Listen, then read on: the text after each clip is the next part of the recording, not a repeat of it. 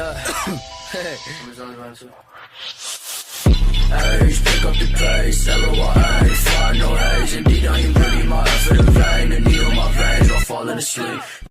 Et salut à tous mes ninjas, j'espère que vous allez bien. Aujourd'hui on se retrouve pour une nouvelle vidéo, que vous m'avez demandé sur Twitch, notamment en MP aussi pour certains.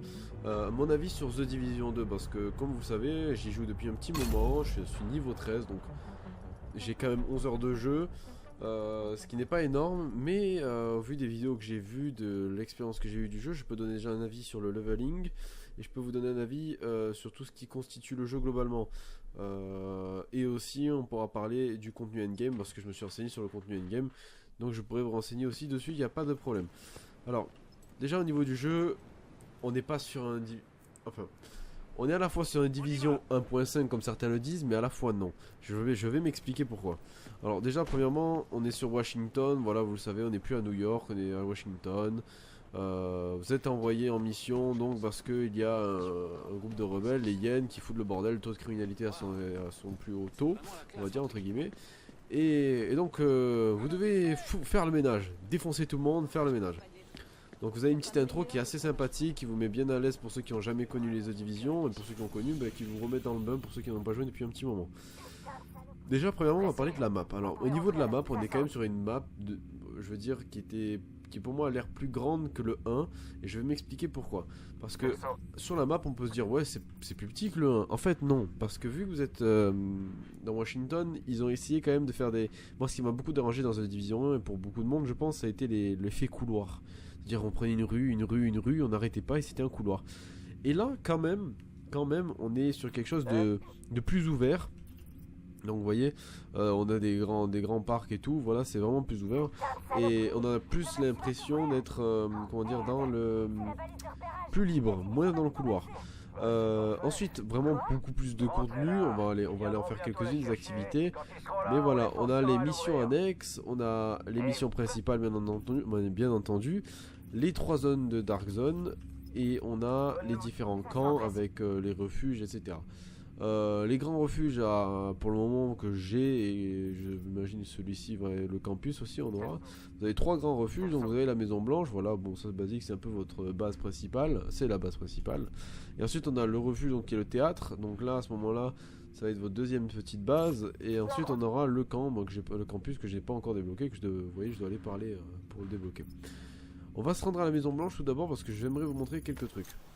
Alors bien sûr l'interface a été améliorée etc, elle est beaucoup plus fluide. Par contre il y a beaucoup de choses qui me plaisent aussi, dans le sens où quand vous ouvrez l'inventaire tout est mieux indiqué etc. Et il y a une autre chose qui m'avait saoulé dans le 1 et qu'ils ont enlevé, merci, c'est le système de points de compétence au niveau assaut, soutien médical. Voilà, on était obligé d'en faire les missions pour avoir assez de points si on n'avait pas assez. Et ça a été enlevé, merci parce que c'était grave de la merde. Par contre, on retrouve dans les stats, c'est des stats assez simples. Donc le rouge, ça va être les dégâts de vos balles, donc les dégâts critiques, donc c'est souvent, on va dire, c'est le DPS des armes. Le bouclier, vous imaginez bien, c'est la protection. Et la batterie, c'est, la pile, c'est les dégâts de compétence, les points de compétence. Alors c'est un petit schéma, donc c'est bien, ça vous oriente à peu près où vous en êtes. Si vous voyez que vous voulez être un peu plus tanky, vous allez privilégier la couleur bleue, donc le shield. Et si vous voulez vraiment être un peu plus dans la compétence, vous allez mettre plus de jaune. Et si vous voulez être plus pour les armes, donc vous mettez plus de rouge.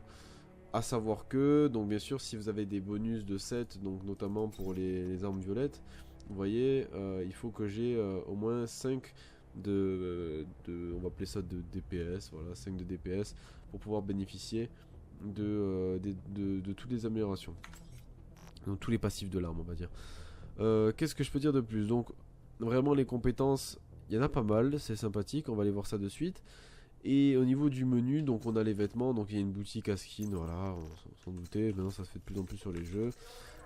C'est un peu la mode Fortnite qu'il a un peu imposé, parce que du coup les DLC sont gratuits, faut le savoir. Enfin du moins pour la première année. Vous avez donc les matériaux, voilà, avec différentes ressources qu'on pourra donner donc au point de contrôle qu'on libérera, parce que la map est contrôlée par les hyènes, du coup sur certains endroits. Et au niveau de la Maison Blanche, donc la Maison Blanche est grande en soi. Il faut savoir que quand vous allez avancer dans l'histoire, vous allez avoir des projets, et ces projets là vont améliorer votre base. Donc ça vous permet de débloquer notamment des PNJ, notamment les PNJ de Dark Zone, les PNJ de clans, etc. etc. Donc vous avez un étendant, voilà, donc lui il vous permet d'accéder à vos compétences et tout, ça vous le verrez dans le guide. Mais moi ce que j'ai beaucoup aimé, donc on a pas mal de compétences, vous voyez, et vous avez environ 4 variantes par compétence, voire 3, je crois, des fois c'est que 3, voilà. Mais elles sont assez intéressantes, c'est-à-dire que d'une compétence avec une variante à l'autre, ça change. Ensuite, autre chose qui est bien, vous avez les bonus, donc ça les bonus que vous pouvez augmenter, et les techno SHD, donc c'est une monnaie que vous obtenez en explorant la map et tout, en faisant certaines activités, vous en débloquez, notamment aussi dans les missions principales. Et ensuite vous avez votre personnel, donc ça c'est à force d'avancer dans l'histoire, vous débloquez votre personnel, donc vous voyez l'officier de Dark Zone, la gestion des clans, et là vous débloquez les clans, voilà, là j'ai débloqué le champ de tir, voilà, pas mal de petites choses, et là vous voyez il m'en manque 3, et on verra ce que ça débloque. Donc là vous avez les marchands basiques, vous avez un poste de fabrication ici, donc voilà, là il y a du craft. Donc le craft ça a changé, c'est à dire que bon, Siri se réveille, il a décidé de me faire chier. Donc le poste de fabrication en fait lui va s'améliorer au fil du temps que vous montez des niveaux. Donc vous allez découvrir des plans, des schémas, et en fonction des projets que vous effectuerez aussi, vous débloquerez des schémas. Donc là-bas en bas vous avez un champ de tir qui est assez intéressant, c'est assez bien mené. On a les projets et tac tac tac. En fait j'essaie de vous énumérer les choses assez rapidement pour pas vous non plus présenter le jeu, mais vraiment donner mon avis à la fin. Vous avez les projets, voilà, qui vous permettent de vous donner des ressources, des gants par exemple. Vous voyez, je dois donner des gants. Bon, j'en ai pas sur moi. Et ça vous permet d'avoir un schéma d'une réplique de modèle 700, donc c'est un sniper, d'une SMG9 convertie, une réplique de Super 90. Et puis voilà, plein de petits schémas comme ça. Et ensuite on a l'officier de Dark Zone. Donc l'officier de Dark Zone, lui, vous avez donc des niveaux de Dark Zone. Et à chaque niveau que vous montez, voilà, vous avez un arbre de compétences en gros, qui vous permettra d'avoir des bonus en DZ. Donc mon avis globalement déjà sur le contenu, je veux dire du personnage, de tout ce qui l'entoure, est vraiment costaud. C'est-à-dire qu'on est de toute façon sur ce jeu, vous allez le voir, on a un contenu très costaud pour un jeu qui vient de sortir il y a pas si longtemps. Il faut savoir qu'il n'y a toujours pas de DLC et tout, et les raids arrivent, je sais même pas s'ils sont arrivés, je crois qu'ils sont arrivés, ils arrivent bientôt, dans une dizaine de jours. On aura les raids, donc les raids qui se font à 8 joueurs. Donc déjà vous avez beaucoup de contenu pour ceux qui craignaient un manque de contenu. C'est pas en thème. Non, en vrai vous avez beaucoup de contenu, vous avez de quoi faire. Donc sur là vous avez les différents points de contrôle que vous allez libérer. Vous voyez, c'est les points verts que j'ai libérés, ça c'est les points de contrôle que j'ai libérés. Et vous avez aussi des activités qui pop dans la map, des genres d'événements on va dire. Donc là une diffusion de propagande, vous pouvez y aller, et on va arrêter la diffusion. Vous avez, de ce que j'ai vu, 3 forteresses, donc c'est des donjons en fait. Différentes difficultés bien sûr. Pas mal de missions annexes, beaucoup le jeu, on voit qu'ils ont voulu quand même nous orienter. Regardez, on va aller ici. Ils ont voulu nous orienter vraiment dans l'exploration. Alors c'est une chose qui est bien, moi j'aime beaucoup le fait qu'on peut explorer. Seul bémol je trouve, c'est que il n'y a pas assez de loot qui nous pousse vraiment à explorer. C'est-à-dire on va passer des ruelles, des fois on va ouvrir des petits sacs, ça va nous donner des chaussures à la con. Et des fois bon c'est vrai que quand on explore on trouve des caches d'armes et tout. Mais à mon goût pas assez. Je trouve que l'exploration assez limite, enfin je veux dire assez limite. En termes d'enjeu c'est pas ce qu'il y a de mieux, mais c'est bien quand même d'explorer dans le sens où vous pouvez trouver pas mal de trucs, notamment des caches et tout, d'armes comme je vous l'ai dit. Au niveau des mouvements, donc il y a une amélioration quand même notable, c'est-à-dire que c'est beaucoup plus fluide quand vous montez sur des obstacles, etc. Vous voyez, les personnages ne se bloquent pas quand ils vont monter sur un obstacle. Donc par rapport au 1, c'est plaisant, vous voyez, on a vraiment des glissades, des petits trucs. L'ambiance sur le jeu est présente, le sound design pardon, est très bien fait. La pluie, etc. c'est bien fait, on a vraiment une météo qui change, vous voyez. Là j'ai le jeu en ultra pour ceux qui se demandent, et le jeu est magnifique. Je sais pas si ça se verra vraiment en vidéo, mais voilà. Donc en termes de contenu, le jeu est bon. En termes de gameplay, je vais vous montrer aussi, il est bon aussi je trouve. En termes de graphisme, bon, bah, c'est du bon. Que vous dire de plus, le contenu est là. Au niveau du contenu endgame, alors il faut savoir, une fois que vous aurez fini la campagne, en fait, tout ce que vous avez fait, alors ça peut faire mal au corps, mais c'est d'après ce que j'ai entendu, vous avez une nouvelle armée qui débarque, les Black Tusk. Je vous énumère pas comment ils arrivent et tout, je ne suis pas renseigné non plus, donc je peux pas vous spoil, et puis on va pas se spoil durant cette vidéo. Et voilà, mais voilà, il y a une nouvelle armée qui débarque. Et du coup ils reprennent toute la ville et tout, et du coup vous perdez vraiment tout, il faut entre guillemets tout refaire. Sauf que là vous rentrez dans le contenu endgame, vous passez au World Tier 1, on appelle ça. Et c'est vraiment le niveau de monde niveau 1 en fait. Ça on va dire un peu de gameplay aussi. Donc le monde le niveau 1 de monde, donc World Tier 1, et vous avez le World Tier 2 et 3. Alors le but bien sûr c'est d'augmenter votre équipement pour arriver au World Tier 2 puis le 3. Plus vous montez plus ça sera difficile et plus vous montez plus je pense que vous avez des chances d'avoir des bonus et c'est à ce moment là que vous commencez à finir votre self de plus en plus. Donc voilà, ça c'est pour le contenu HL. Après vous avez les forteresses, vous avez les différentes activités, vous avez la Dark Zone, vous avez les raids. Voilà, il y a de quoi faire pour le moment et il y a encore plein de choses qui vont arriver. Quoi dire de plus au niveau des points faibles, alors c'est un jeu qui est assez intéressant parce qu'ils ont beaucoup... Alors, pour moi il y a un petit défaut sur ce jeu, on va énumérer du coup sur les points faibles. Ubisoft était là à dire oui vous avez les points faibles, les points faibles, les points faibles, les points faibles. Alors d'accord il y a les points faibles, mais en soi on le ressent pas tant que ça. C'est à dire que on nous a dit oui ce sera moins sac à PV, mais ça reste du sac à PV, je veux dire. C'est vrai que les points faibles on les ressent, mais pas trop. C'est à dire que un mec qui arrive en mastodonte, si vous n'avez pas envie de vous faire chier, vous lui pourrez dans la gueule et il va tomber. Après j'imagine que peut-être au haut niveau ça va être un peu plus compliqué, il va falloir quand même s'accorder sur où on tire, etc. Mais c'est vrai qu'au début les mastodontes franchement on brouille dedans et l'armure pète et au bout d'un moment le rond brouille dedans et il meurt. Alors après bien sûr il y a des techniques pour que ça pète plus vite, notamment les explosifs, etc.